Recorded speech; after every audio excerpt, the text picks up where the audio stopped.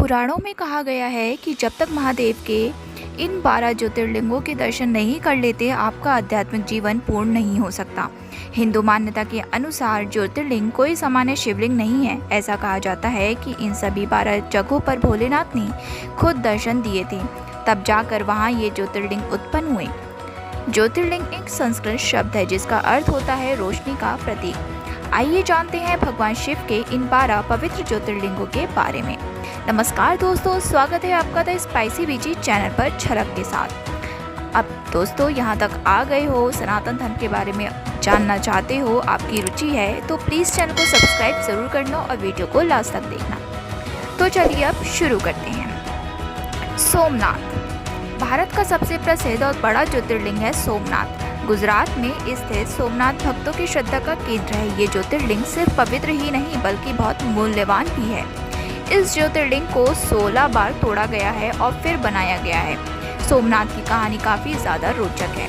ऐसा कहा जाता है कि चंद्र ने राजा दक्ष की सभी 27 बेटियों के साथ विवाह किया था, लेकिन प्रेम वो सिर्फ रोहिणी से ही करते थे। इसके चलते दक्ष की बाकी बेटियां हमेशा मायूस और उदास रहती थीं। एक दिन राजा दक्ष का सब्र का बांध टूट गया और उन्होंने चंद्र को श्राप दिया कि वो अपनी सारी चमक खो देंगे। इस श्राप के असर से चंद्र ने अपनी रोशनी खो दी और पूरा संसार अंधकार में डूब गया। परिस्थितियां बिगड़ते देख सभी देवताओं ने दक्ष से आह्वान किया कि वो चंद्र को माफ कर दें। काफ़ी प्रयासों के बाद दक्ष ने कहा, अगर चंद्र भगवान शिव की कठोर तपस्या करेंगे तो उनको अपना प्रकाश पुनः वापस हासिल हो जाएगा। इसके तुरंत बाद चंद्र ने घोर तपस्या की, जिसके चलते भोलेनाथ प्रसन्न हुए और उन्होंने चंद्र को उसका प्रकाश वापस लौटा दिया।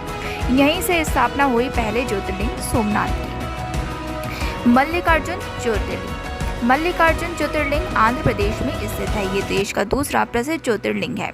इस ज्योतिर्लिंग की कहानी इस प्रकार है कि प्राचीन काल में बताया जाता है कि एक बार माता पार्वती और भगवान शिव भी दुविधा में फंस गए थे। दोनों इस बात का निर्णय ही नहीं कर पा रहे थे कि पहले शादी गणेश की हो या कार्तिकेय की।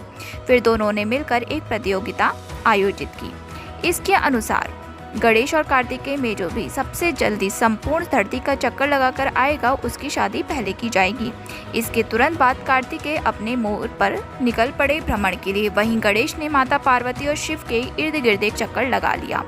पूछे जाने पर गणेश ने बोला कि उनके लिए उनके माता पिता ही संसार हैं, इसलिए उन्होंने उनका चक्कर लगा लिया। ये सुन माता पार्वती और भगवान शिव इतने प्रसन्न हुए कि उन्होंने गणेश का विवाह विश्वरूपम की दोनों बेटियों रिद्धि और सिद्धि से करवा दिया। ये देख कार्तिकेय को बहुत बुरा लगा और उन्होंने निर्णय किया कि वो कभी शादी नहीं करेंगे। इसके बाद वो श्री सैला पहाड़ की तरफ निकल पड़े और अपनी आगे की जिंदगी वहीं व्यतीत की। जब माता पार्वती और शिव को इसके बारे में जानकारी मिली तो वो दोनों उनसे मिलने पहुंच गए। माता पार्वती उनसे पूर्णिमा के दिन मिली, वहीं भगवान शिव उनसे अमावस्या के दिन मिलने पहुंचे। इस तरीके से स्थापना हुई मल्लिकार्जुन ज्योतिर्लिंग की। महाकालेश्वर ज्योतिर्लिंग भारत का दूसरा प्रसिद्ध ज्योतिर्लिंग है महाकालेश्वर। यह ज्योतिर्लिंग उज्जैन के रुद्रसागर झील के समीप बना हुआ है। ऐसी मान्यता है कि यहाँ कभी चंद्रसेन नाम के राजा का शासन हुआ करता था। वो भगवान शिव का बहुत बड़ा भक्त था और वहाँ की प्रजा भी महादेव को पूजती थी। एक बार राजा रिपुदमन ने चंद्रसेन के महल पर हमला बोल दिया। उसके साथ मायावी राक्षस दूषण भी था जो कभी अदृश्य हो सकता था। उस राक्षस ने वहाँ की प्रजा को प्रताड़ित किया और पूरे महल को बर्बाद कर दिया। तब वहाँ की प्रजा ने भगवान शिव को याद किया और मदद की गुहार लगाई। ऐसा कहा जाता है कि वहाँ स्वयं महादेव ने दर्शन दिए और वहाँ की प्रजा की रक्षा की। इसके बाद उज्जैन के लोगों की प्रार्थना सुनकर भोलेनाथ ने निर्णय किया कि वो उज्जैन नहीं छोड़ेंगे। इस प्रकार से उत्पन्न हुआ महाकालेश्वर ज्योतिर्लिंग। ओंकारेश्वर ज्योतिर्लिंग ओंकारेश्वर ज्योतिर्लिंग मध्य प्रदेश में स्थित है। ये ज्योतिर्लिंग नर्मदा नदी के पास शिवपुरी द्वीप पर स्थित है। ओंकारेश्वर का अर्थ होता है ओंकारेश्वर का भगवान।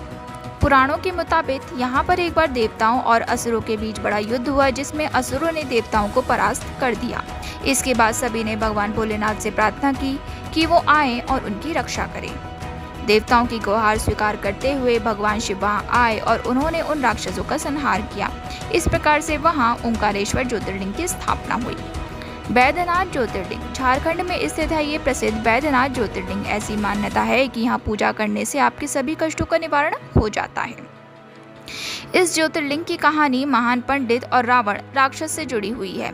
ऐसा कहा जाता है कि एक बार दशानन हिमालय पर भगवान की बहुत कठोर तपस्या कर रहा था। वो अपने सभी सिर एक एक करके भगवान शिव को अर्पित कर रहा था। जैसे ही वो अपना 9वां सिर भेंट कर रहा था, तभी महादेव प्रकट हुए और रावण से कोई भी वरदान मांगने को कहा। तब रावण ने कहा कि वो चाहता है कि वो उसके साथ लंका नगरी चले और वहां जाकर स्थापित हो जाएं। अब भोलेनाथ ने रावण की प्रार्थना स्वीकार की, लेकिन साथ में शर्त भी रख दी कि अगर ये शिवलिंग उसने बीच रास्ते में कहीं भी जमीन पर रख दिया तो वो हमेशा के लिए वहीं स्थापित हो जाएंगे। रावण ने यह शर्त स्वीकार की और वो निकल पड़ा ज्योतिर्लिंग लेकर लंका की ओर। भगवान शिव के इस निर्णय से देवता बहुत दुखी और चिंतित थे, क्योंकि वो भोलेनाथ को लंका जाते हुए नहीं देख सकते थे। फिर सभी देवता विष्णु के पास गए और उनसे समाधान निकालने की गुहार लगाई। ऐसा कहा जाता है कि तब विष्णु जी ने ऐसी लीला रची कि बीच रास्ते में रावण को लघु शंका आई और वो शिवलिंग एक ग्वाले को सौंपकर चला गया, परंतु उस ग्वाले ने उस शिवलिंग को वहीं जमीन पर रख दिया और शर्त अनुसार वो ज्योतिर्लिंग वहीं स्थापित हो गया। कहते हैं उस ग्वाले के रूप में स्वयं भगवान विष्णु आए थे ये लीला रचने के लिए। भीमाशंकर ज्योतिर्लिंग। भीमाशंकर ज्योतिर्लिंग की इतिहास में बहुत मान्यता है। ये ज्योतिर्लिंग पुणे के सह्याद्री इलाके में स्थित है। इस ज्योतिर्लिंग की कथा जुड़ी है कुंभकर्ण के पुत्र भीम से। ऐसा कहा जाता है कि जब भीम को ये पता चला कि उसके पिता को मौत के घाट भगवान विष्णु ने राम के अवतार में उतारा है, वो उस बात से बहुत क्रोधित हुआ और उसने बदला लेने की ठानी। तब उसने खुद पर खूब अत्याचार किया और कठोर तप किया, जिसके चलते ब्रह्मा जी प्रसन्न हुए और उसे उसकी इच्छा अनुसार काफ़ी सारी दिव्य शक्तियां प्रदान की। वरदान प्राप्ति के तुरंत बाद भीम ने पूरी धरती का सर्वनाश करना शुरू कर दिया। उसने भगवान शिव के परम भक्त से भी युद्ध किया और उसे सलाखों के पीछे डाल दिया। धरती पर यह अत्याचार देख सभी देवता काफ़ी परेशान और विचलित हो गए। उन्होंने भगवान शिव से प्रार्थना की कि वो इस राक्षस का संहार करें। तब महादेव और भीम के बीच में भीषण युद्ध हुआ और महादेव ने उसे धूल चटा दी। तब सभी देवतागण के आग्रह पर वो वहीं रह गए और उनको मिल गया नाम भीमाशंकर ज्योतिर्लिंग। मान्यता तो ये भी है कि जो पसीना भगवान शिव का युद्ध के समय जमीन पर गिरा था, उसी की वजह से वहाँ भीम नदी उत्पन्न हुई। रामेश्वरम ज्योतिर्लिंग। सबसे ज़्यादा प्रसिद्ध और चर्चित ज्योतिर्लिंग है रामेश्वरम।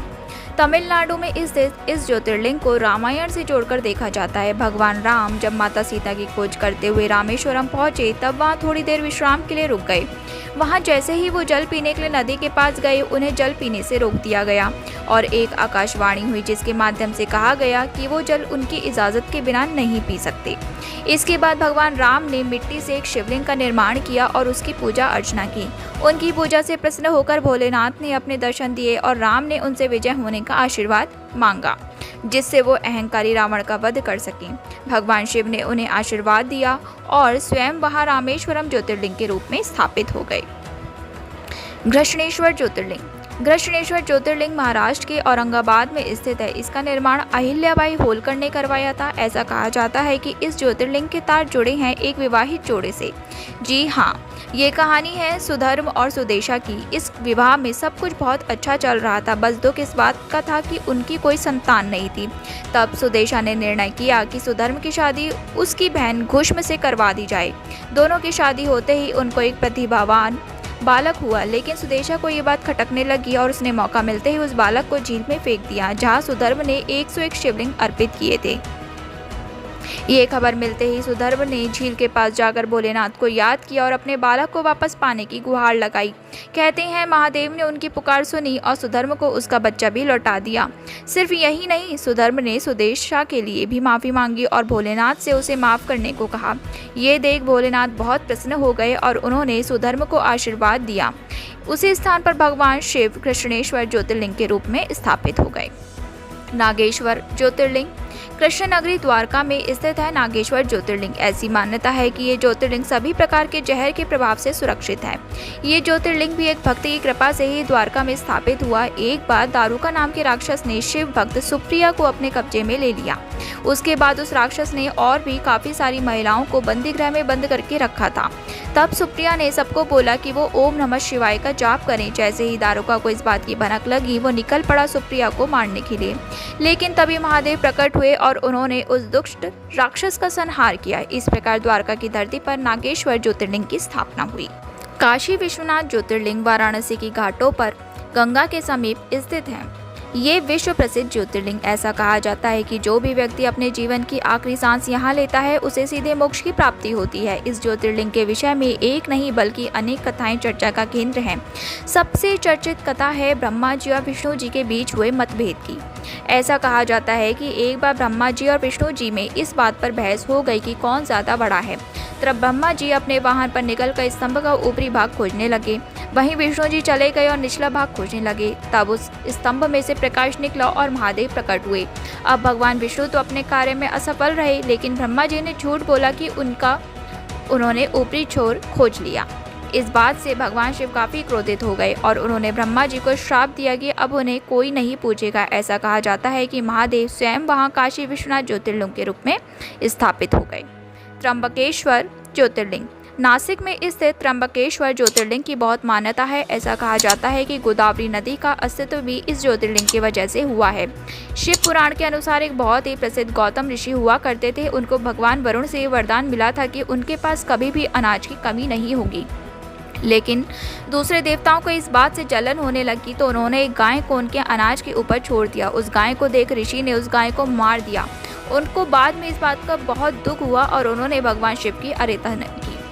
तब महादेव ने गंगा देवी को कहा कि वो ऋषि के इलाके से होकर निकलें, जिससे उनके सभी पाप धुल जाएं। इस प्रकार से वो नासिक में त्र्यंबकेश्वर ज्योतिर्लिंग के रूप में स्थापित हो गए।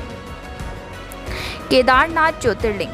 चारों धाम में से सबसे प्रमुख धाम माना जाता है केदारनाथ। उस पवित्र धाम में स्थापना हुई थी केदारनाथ ज्योतिर्लिंग की। वैसे बता दें कि भगवान शिव केदारनाथ में सदैव निवास करते हैं और वो जो भी वहां जाता है उसकी सभी मनोकामना पूर्ण होती है। इस ज्योतिर्लिंग के सिलसिले में कथा काफ़ी ज़्यादा चर्चित है। ऐसा कहा जाता है कि भगवान ब्रह्मा के 2 पुत्र थे, नर और नारायण। इन दोनों ने द्वापर युग में कृष्ण और अर्जुन के रूप में जन्म लिया था। नर और नारायण भगवान भोलेनाथ के बड़े भक्त थे, इसलिए उन्होंने बद्रीनाथ में एक स्वयं का शिवलिंग बनाया और उसके सामने बैठकर दोनों ने घोर तपस्या की। ऐसा कहा जाता है कि उस शिवलिंग पर रोज भगवान शिव दर्शन दिया करते थे। एक दिन भोलेनाथ उन दोनों बालकों से इतने प्रसन्न हो गए कि उन्होंने दोनों से कहा कि वो कोई वरदान मांगे। तब दोनों ने कहा कि आप बस इस स्थान पर सदैव के लिए बस जाएं। भगवान शिव ने उनकी इच्छा पूरी की और इस तरह से केदारनाथ ज्योतिर्लिंग की स्थापना हुई। दोस्तों बोलो ओम नमः शिवाय और स्ट्रे एनिमल्स को फीड कराना, उनकी हेल्प करना बिल्कुल भी मत भूलेगा। मैं मिलती हूँ अब आपसे कल एक नए वीडियो के साथ, नए टॉपिक के साथ, और तब तक के लिए बोलो हर हर महादेव।